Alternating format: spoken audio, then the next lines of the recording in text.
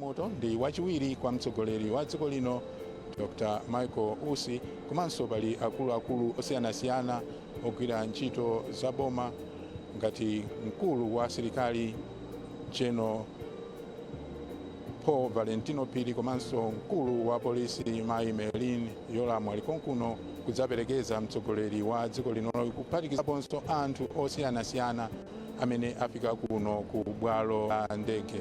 Moti pakali pano wachiwiri mtsogoleri wa dziko lino akulandira mtsogoleri wa dziko linoyu komanso mkulu wa asilikali ngakhalenso mkulu wa polisi, ndipo tsopano mtsogoleri wa dziko lino akuyankhula ndi atolankhani. Your Excellency, you already mentioned the purpose of this trip to Malawians. As you now go to the UAE, what outcome can Malawians expect? Well, I'm expecting that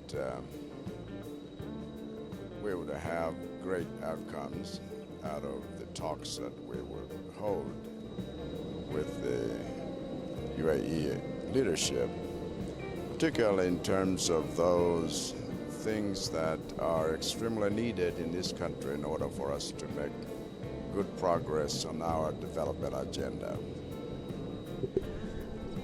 President, munayankhula kale kwa Malawi zokhudzana ulendo wa lero pamene mukunyamuka kupita mdziko la UAE.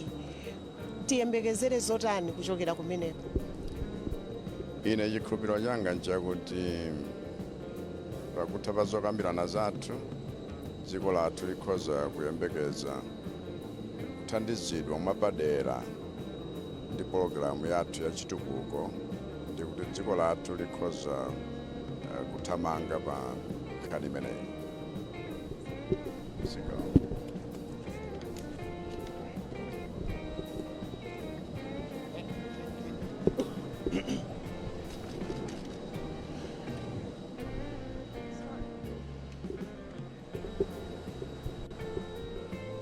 Ayi mtsogoleri wa dziko lino tsopano wamaliza kuyankhula ndi atolankhani ochokera nyumba zosiyanasiyana zofalitsa mawu m'dziko muno, ndipo tsopano akugwirana chanza kutsanzikana ndi akuluakulu osiyanasiyana amene andanda mphepete mwa chinsalu chofiira amene afika kuno ku bwalo la ndege kudzamuperekeza, ndipo mwa ena amene ali pa mndandanda umenewo pali akuluakulu a chipani cholamula cha Malawi Congress, komanso pali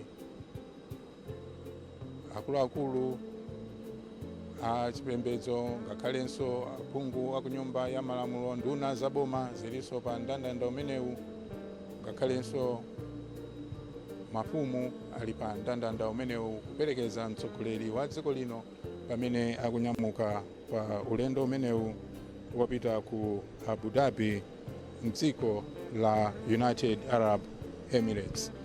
Ndipo chakufupi ndi ndege konso kuli akuluakulu ena motsogozedwa ndi wachiwiri kwa mtsogoleri wa dziko lino. Ndipo pakali pano ndikuona mayi wa fuko la Malawi Madam Monica Chakwera akwera mu ndege mmenemu. Tsopano president wa dziko lino nayenso kukweza manja mmwamba kutsanzikana ndi anthu amene afika kuno ku bwalo la ndege kudzamperekeza pa ulendo umenewu, motero kuti katseka chitseko cha ndege imeneyi ndikuti akuluakulu onse amene ali kufupi ndi ndegeyi afutuke ndithu kupereka mpata kuti ndege imeneyi inyamuke pano pa bwalo la ndege kupita ku ulendo umenewu wopita ku Abu Dhabi mdziko la United Arab Emirates, mmene anafotokozera mtsogoleri wa dziko lino poyankhula ku mtundu wa Malawi sabata yathayi kuti mtsogoleri wa dziko limeneli la United Arab Emirates ndi amene wamuyitana kuti apite kumeneko, ndipo zonse zokhudza ulendo umenewu akonza ndi aboma la dziko limeneli la United Arab Emirates. Ndipo nkhani yayikulu ndiyoti akafotokozerani kuti kodi dziko limeneli likhoza kuthandiza bwanji dziko lino kuti kusowa kwa mafuta mdziko muno ikhale mbiri yakale. Ndipo akakambirana ngati boma ndi boma la Malawi ndi boma la United Arab Emirates kuyika ndondomeko zokhazikika ndithu kuti mafuta asamasowenso mdziko muno ngati mmene zakhala zikuchitikira masabata angapo apitawa. Ndi pakali pano akuluakulu onse amene anali kufupi ndi ndege tsopano asuntha ndithu kufutuka kuti apereke mpata ku ndege imeneyi kuti iyambepo ulendo wake, ndipo posachedwapa akhale akutseka chitseko cha ndege imeneyi. Lero lino lachinayi pa 5 December 2024 kuno ku bwalo la ndege la Kamuzu International nyengo ili bwino ndithu, dzuwa ndi limene latuluka likuwala ndithu, ayinde kuliti mitambo kumwambaku patali kuma mitambo yake osadija yosonyeza kuti kukoza kugwa mvula posachedwa, ndi mitambo yoyera ndithu imene ili patali kumwambaku. Koma nyengo yabwino ndithu kuno ku bwalo la ndege kumakhala nyengo zosiyanasiyana, kukati kutenthe kumatentha kwambiri, kukati kuzizire kumaziziranso kwambiri, komanso mvula imene ikati igwe imagwanso yochuluka ndithu. Koma lero nyengo ndi yabwinobwino ndithu pamene mtsogoleri wa dziko lino akunyamuka kupita ku ulendo umenewu. Ndipo kufunika kwa mafuta mdziko nkosachita kunena, chifukwa ntchito zambiri zimadaliranso mafuta ngati amene wawa. Ndiye pompano ndili ndi mtolankhani wathu Eunice Jovu amenenso wamva ndithu chuchucho kuchokera kwa mtsogoleri wa dziko lino pamene akunyamuka pa ulendo umenewu. Eunice, tangotambasula ndithu zina ndi zina zimene mtsogoleri wa dziko lino wayankhula pamene akupita ku ulendo umenewu. Zikomo kwambiri Raymond. Mtsogoleri wa dziko lino wafotokoza kuti ali ndi chiyembekezo kuti pamene akukakambirana ndi akuluakulu a dziko la United Arab Emirates kukhala ndithu zotsatira zokomera dziko lino, makamaka pa nkhani ya chitukuko. Ndakumva ukutchula nkhani ya mafuta, koma mtsogoleri wa dziko lino sanangochita single out chinthu chimodzi ngati mafuta. Anena kuti zomwe akukambirana kumeneku ndi zokhudzana chitukuko chosiyanasiyana cha dziko lino la Malawi komanso kumeneko. Ndiye anagwiritsa chichewa chokuti tikukhulupirira kuti atithandiza. Tikudziwa kuchokera mwina amene amaonera kapena amene amawerenga kuti dziko la United Arab Emirates ndi dziko limodzi lolemera pa dziko lapansi lino. Ndi ameneli kukhala bwenzi la dziko la Malawi komanso kukhala ndi mwayo kuti atsogoleri a dziko akumane, akuti akuyembekezera kuti zokambirana zawo zibweretsa ndithu zipatso zabwino zomwe zingathandize pa chitukuko cha dziko lino. Chabwino ndiyetu tikudziwa pa nkhani ya chitukuko kuti chiyende pali zambiri zofunika, pali misewu yabwino, pali njanji yodalirika, pali zambiri ndithu, ngakhale ntchito za ulimi zimene zothandiza pa chitukuko, komanso umoyo wa thanzi wa anthu mdziko zofunikanso pa chitukuko, kwa anthu amoyo wa thanzi ndi amene amathanso kugwira ntchito za chitukukozo. Njeno mmene wakambira kuti mtsogoleri wa dziko lino sanangotsindika pa mafuta okha, komanso pali ntchito zosiyanasiyana zothandizira kuti chitukuko chizipita patsogolo mdziko muno, ngati kumbali ya misewu kungakambepo zotani, chifukwa galimoto kuti ziyende ndi mafutawo zisowanso msewu wabwino. Ndizoonadi chitukuko chosiyanasiyana ndichofunikira ku dziko ngati la Malawi lomwe likungokwera kumene, ndi dziko lomwe mbuyomu lakhala likuvutika. Mwaona inu tikamanena za zitukuko tikunena be nkhani ya misewu. Taona misewu ikuluikulu yomwe yaoneka mdziko muno, makamaka mu mzinda wa Lilongwe. Taona inu ndine iwe ndine Raymond titati tinene nkhani ya mulilongwe tiona kuti pali chitukuko chimene chija chambiri mbali ina dziko la Malawi likuchita palokha, koma mbali ina abwenzi ndi mayiko amene amathandiza dziko lino akuthandiza. Ndiye nkhani zake zimayamba ngati mmene zikuchitikira pamene pamo, mmene zayambira pamene pamo, kusonyeza kuti akakambirana ndipomwe pamabwera zipatso. Sitingangobwera kungonena kuti dziko lakuti linatithandiza, linabwera bwanji kuti lithandize. Mayiko ambiri kapena mabungwe amene amathandiza mayiko amene akukwera kumene amatengera zinthu zomwe mayiko akupereka. Ndiye kuti pakadali pano tikamaona ngati mtsogoleri wa dziko lino mmene akuyendera ulendo uwu, ndiye kuti ali ndi mbali zomwe akuganiza kuti chitukuko cha dziko lino chingathandizike mbali izi. Mbali yoyamba ndi yomwe unapanga emphasize, yomwe unatsindikapo, yokhudzana ndi mafuta. Ndi vuto lomwe mdziko muno aliwona kuti lilipo.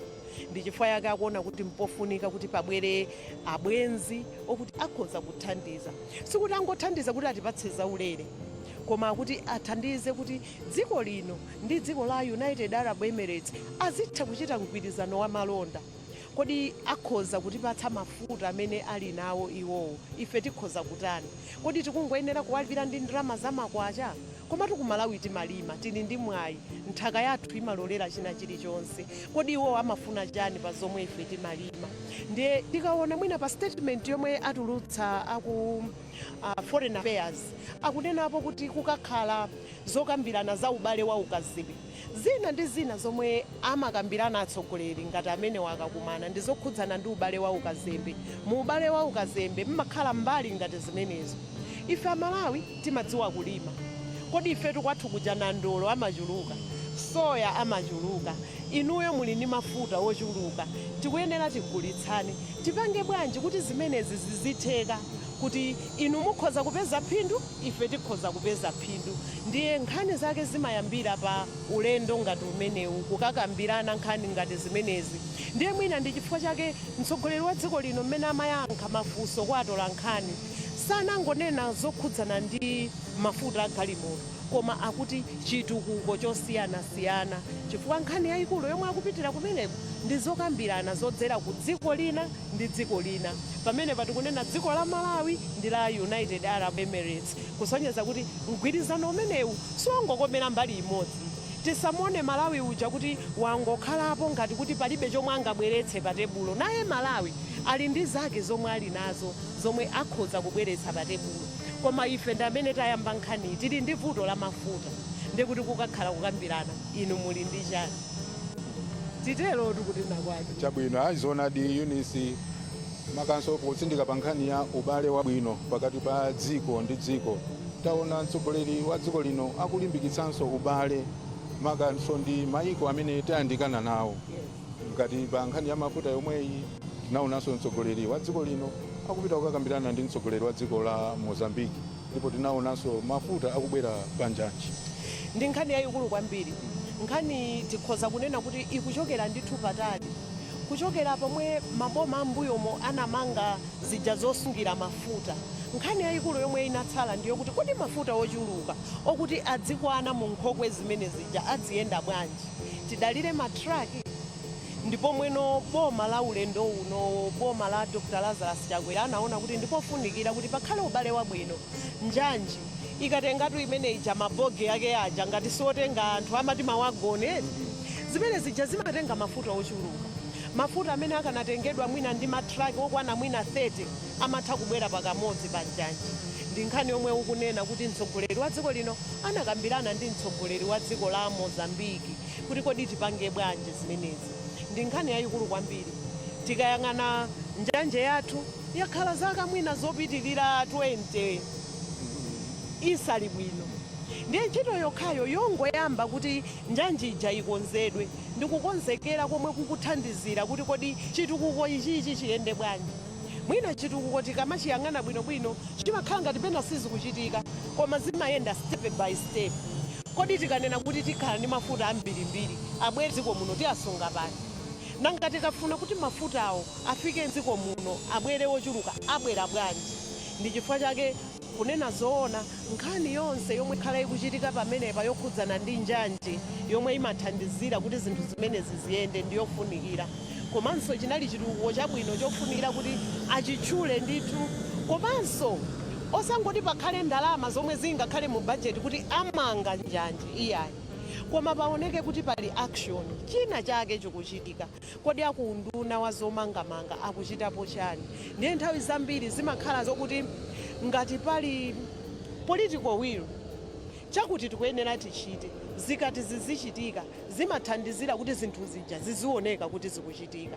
Pa nthawi yomwe tikuona kuti mtsogoleri wa dziko lino akukakamba zina mwa zitukuko zokhudza mafuta, tili ndi mwayi wokuti olatanena kuti mafuta aja afikatu ku doko lakuti tiyatenga ochuluka, koma tiyatenga tikhala ndi mwayi okuti tikhoza kukasiya pamalo oyenerera, chifukwa chokuti koyambirira tinayambirira kukonza nkhokwe.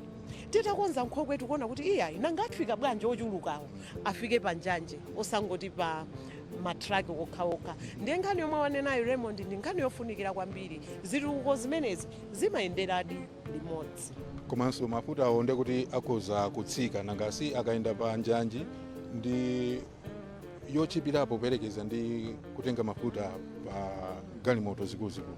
Ndizoonadi nthawi zambiri pali zinthu zambiri zomwe zimachititsa kuti zinthu ngati zimenezi zikwere. Kungokhala kokhako kopanda doko tili ndi vuto kale, ndiye kuti tilibe mwayi wokuti tikhoza kukhala ndi athu, chifukwa tungakhale ubale omwe tili nawo ukutithandiza kuti tikhoza kudutsitsa dziko la anzathu. Sikunena kuti dziko linali ngati mmene lili Mozambique likhoza kungonena kuti dutsani ulere, mgwirizano ndonena kuti tikuyenera tilipire. Koma ngati tikulipira kuti adutse mafuta oyenera matraki mwina okwanira 30 koma adutsa pakamodzi, zikusonyeza kuti even ndalama zoti tilipire pamenepo ndizocheperapo. Ndiye kuti mtsogolo muno tikhoza kudzakamba zina sitinganeneretu zinthu inde zimavuta, koma amanena kuti pamene pali mavuto pamayenera pabwere solution. Kodi solution ija ikabwera itithandizira motani?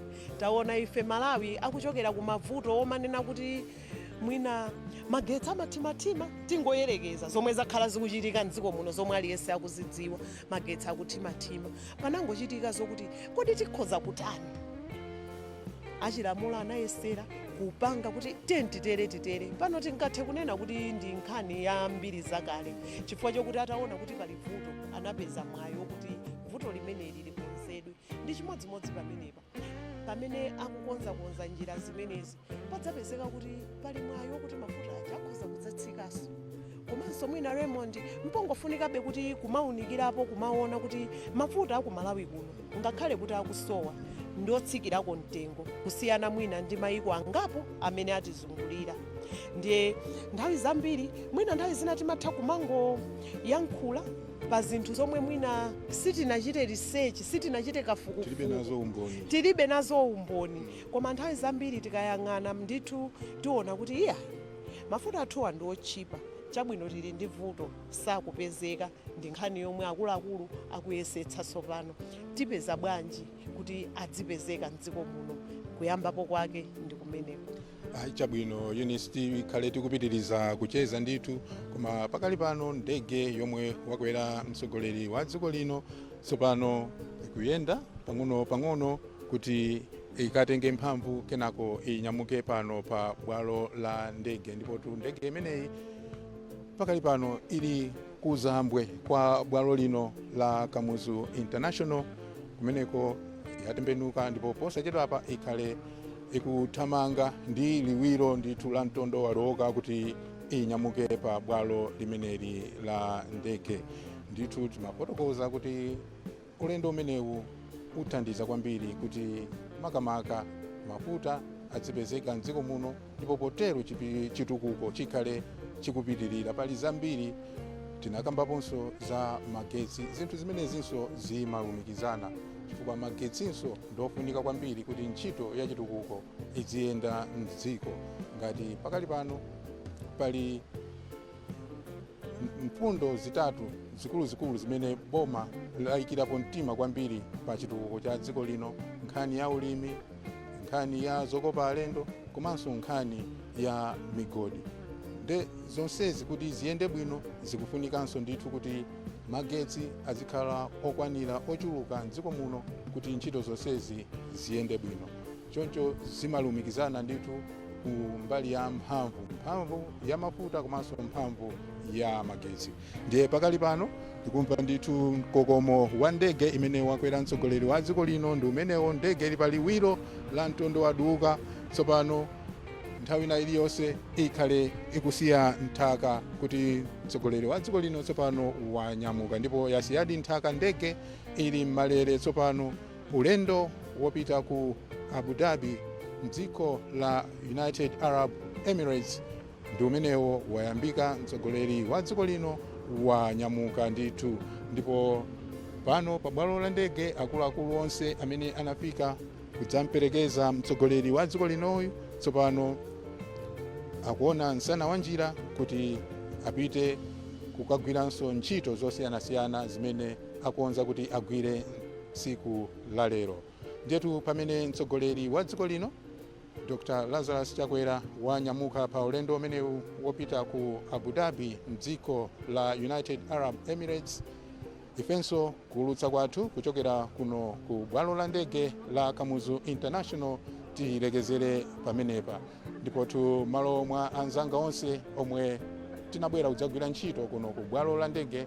Ine Raymond Katayika tsopano ndikubwezereniso ku nyumba zathu zoulutsira mawu ku Kwacha komanso